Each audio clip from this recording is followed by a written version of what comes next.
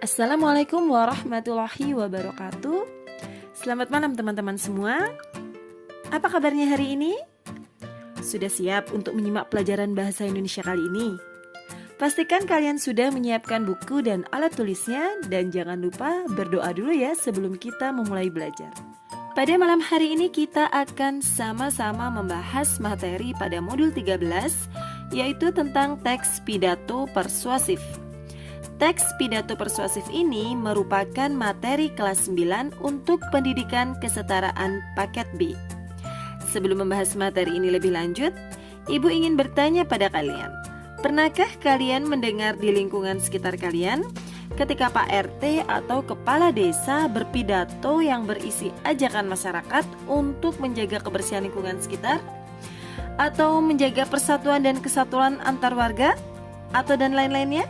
Nah, jika kalian pernah mendengar salah satu di antaranya, maka pidato yang disampaikan tersebut merupakan pidato persuasif. Sebelum menjelaskan arti dari pidato persuasif, sebelumnya Ibu akan menjelaskan arti dari pidato itu sendiri. Pidato adalah kegiatan berbicara di depan umum yang bertujuan untuk menyampaikan maksud atau pendapatnya mengenai suatu hal. Nah, sedangkan persuasif artinya adalah ajakan. Jadi, pidato persuasif adalah pidato yang berisi ajakan kepada masyarakat untuk melakukan sesuatu. Setelah sebelumnya kita mengetahui arti dari pidato persuasif, maka saat ini kita akan mengetahui tujuan dari pidato persuasif. Pidato persuasif bertujuan ingin mengajak atau membujuk pendengar agar terpengaruh terhadap isi pidato yang disampaikan. Tujuan pidato persuasif ini dapat dikategorikan dalam 3 hal, yaitu pertama adalah pembentukan tanggapan. Pembentukan tanggapan bertujuan agar masyarakat memberikan tanggapan terhadap suatu konsep atau gagasan yang sedang dibicarakan. Kedua adalah penguatan tanggapan. Penguatan tanggapan bertujuan agar sekelompok masyarakat memiliki kesinambungan perilaku yang sedang berlangsung saat ini terhadap beberapa konsep atau gagasan yang sedang dibicarakan. Yang terakhir adalah pengubahan tanggapan. Pengubahan tanggapan bertujuan agar sekelompok masyarakat dapat mengubah perilaku mereka terhadap suatu konsep atau gagasan yang sedang dibicarakan. Prinsip-prinsip pidato persuasif. Pertama adalah membujuk demi konsistensi. Prinsip pertama persuasif yaitu untuk mengubah perilaku apabila perubahan yang dianjurkan sejalan dengan kepercayaan, sikap, dan nilai mereka saat ini. Perubahan perilaku akan lebih mungkin bila konsisten dengan nilai, sikap, dan kepercayaan. Prinsip yang kedua adalah membujuk demi perubahan-perubahan kecil. Maksudnya adalah perubahan perilaku lebih memungkinkan apabila perubahan yang dianjurkan merupakan perubahan kecil, bukan perubahan perilaku besar. Yang ketiga adalah membujuk demi keuntungan. Maksudnya adalah masyarakat akan mengubah perilakunya apabila perubahan yang disarankan akan menguntungkan. Yang keempat adalah membujuk demi pemenuhan kebutuhan. Maksudnya adalah mengubah perilaku masyarakat apabila perubahan yang disarankan berhubungan dengan kebutuhan mereka. Yang terakhir adalah membujuk berdasarkan pendekatan-pendekatan gradual atau sedikit demi sedikit. Maksudnya adalah efektivitas pidato persuasif tergantung pada penerimaan khalayak terhadap perubahan yang disarankan pembicara. Pendekatan gradual atau sedikit demi sedikit ini lebih memungkinkan untuk bekerja dibandingkan dengan pendekatan yang meminta masyarakat untuk segera merubah perilakunya. Ciri-ciri teks pidato persuasif. Yang pertama adalah bersifat mendorong atau mengajak. Kedua adalah reaksi yang diinginkan. Artinya adalah membangkitkan emosi agar pendengar menyetujui atau meyakini dan mungkin membangkitkan timbulnya tindakan tertentu pada pendengarnya. Struktur teks pidato persuasif. Struktur teks pidato persuasif secara garis besar terdiri dari 3 bagian. Yang pertama adalah pembukaan, kedua adalah isi pidato, dan yang ketiga adalah penutup pidato. Yang pertama yang akan kita bahas adalah pembukaan. Pembukaan teks pidato terdiri atas 3 bagian, yaitu salam pembuka, ucapan penghormatan, dan juga ucapan syukur. Salam pembuka. Contoh dari salam pembuka adalah Assalamualaikum warahmatullahi wabarakatuh. Salam sejahtera bagi kita semua warga belajar dan tutor paket B PKBM Sumber Ilmu Kepanjen. Yang kedua adalah ucapan penghormatan. Ucapan penghormatan dalam sebuah pidato biasanya dilakukan dengan menyebutkan orang yang dianggap lebih tinggi jabatannya terlebih dahulu, kemudian seterusnya sampai berada pada jabatan yang paling bawah. Contohnya, yang saya hormati Ibu Kepala PKBM, yang saya hormati Ibu dan Bapak Tutor, yang saya hormati para tamu undangan, yang berbahagia teman-teman seangkatan saya paket B kelas 9, dan juga adik-adik kelas yang saya banggakan. Contohnya seperti itu ya teman-teman. Tetapi jika misalkan banyak jabatan dalam PKBM seperti bagian administrasi dan yang lainnya, maka itu tidak perlu disebutkan, cukup menyebutkan yang penting saja. Yang ketiga adalah ucapan syukur. Ucapan syukur ini biasanya dibacakan karena rasa syukur sang orator atau pembaca pidato terhadap Tuhan karena dirinya dan juga para tamu bisa diberikan kesehatan dan kesempatan untuk dapat berkumpul dan menghadiri acara pidato tersebut. Contohnya ya, marilah kita panjatkan puji syukur kehadirat Tuhan yang Maha Kuasa karena sampai pada detik ini kita masih diberi kesehatan untuk dapat menghadiri dan berkumpul di acara yang berbahagia ini. Seperti itu ya teman-teman contohnya. Selanjutnya kita akan membahas bagian yang kedua, yaitu tentang isi pidato. Isi pidato adalah bagian yang penting karena dalam isi ini mengandung inti dari sesuatu yang akan disampaikan dan dibicarakan. Pada bagian ini, sang orator akan menjelaskan secara detail dan juga jelas mengenai apa yang disampaikannya kepada para pendengar. Bagian yang terakhir adalah penutup pidato. Penutup pidato adalah akhir dari sebuah pidato. Pidato yang baik biasanya berisi hal-hal berikut. Pertama adalah kesimpulan secara ringkas dari materi yang dijelaskan. Kedua, permintaan maaf kepada pendengar jika ada salah dalam berkata dan juga menyinggung pembaca. Dan yang terakhir adalah salam penutup. Sekarang kita akan membahas kaidah kebahasaan pidato persuasif. Kaidah kebahasaan teks persuasif dapat juga disebut sebagai karakteristik atau ciri bahasa dari teks persuasif, yaitu yang pertama adalah bersifat mengajak dan mempengaruhi. Kedua, dicirikan dengan adanya kata-kata persuasi atau bujukan seperti ayo, mari, dan lain sebagainya. Yang ketiga adalah terdapatnya imbuhan lah. Keempat, diakhiri dengan tanda baca seru. Yang kelima, memuat sejumlah pendapat dan fakta. Yang keenam, banyak menggunakan kata ganti kita sebagai tanda bahwa tidak ada pembeda antara penulis dengan pembaca, sehingga daya bujuk terhadap pembaca akan lebih kuat. Dan yang terakhir adalah menggunakan kalimat yang bersifat membangun. Cara menulis teks pidato persuasif. Langkah pertama adalah menentukan tema atau topik. Tema adalah pokok persoalan, permasalahan, atau pokok pembicaraan yang mendasari suatu karangan. Cakupannya lebih besar dan menyangkut pada permasalahan yang akan diangkat. Berbeda halnya dengan judul.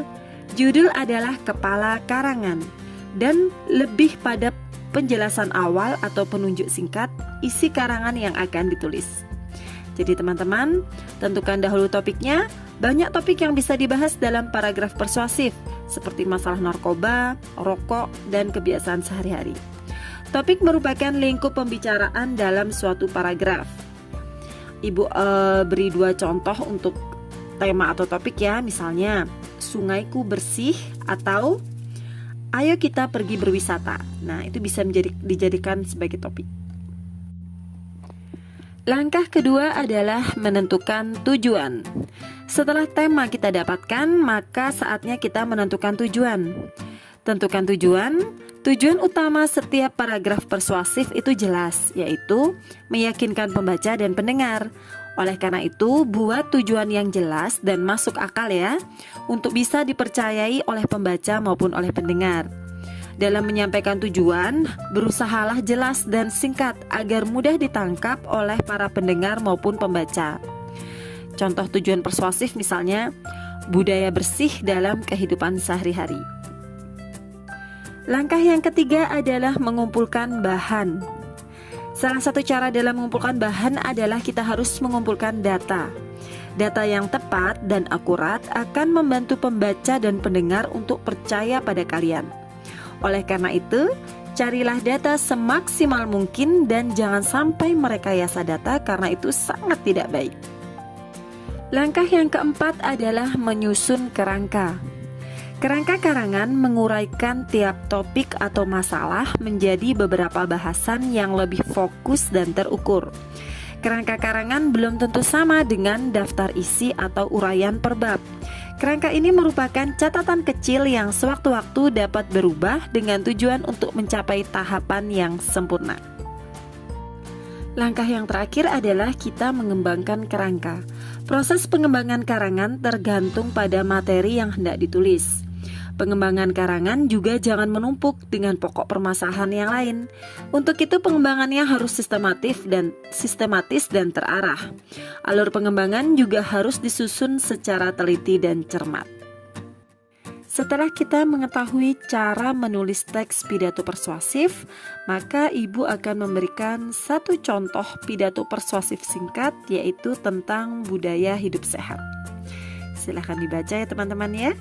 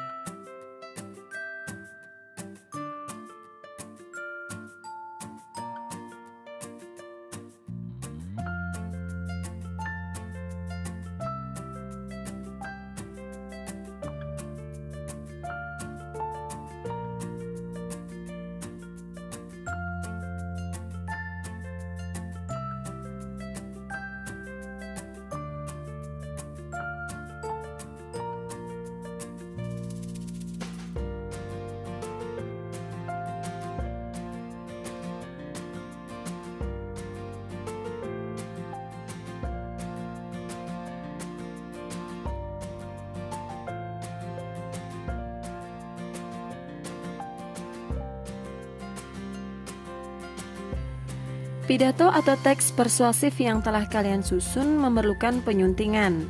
Hal-hal yang perlu diperhatikan dalam melakukan penyuntingan teks pidato persuasif adalah: pertama adalah kohesi atau koherensi.